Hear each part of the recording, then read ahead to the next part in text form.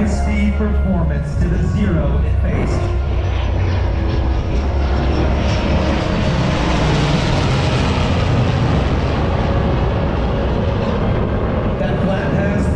Showcases the size and structural differences between the legacy and the current platform used in naval aviation.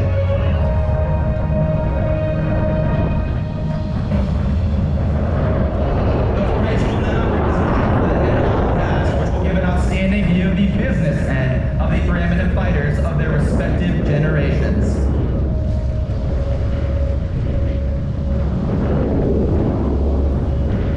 Regarded as the most formidable U.S. fighter seen by the Japanese in the Pacific, it knocked out an astonishing 11-to-1 kill ratio against the Mitsubishi Zeros it faced. Additionally, after World War II, it was also utilized in Korea as a fighter bomber, again from those same aircraft carriers. Just letting you know that we're going to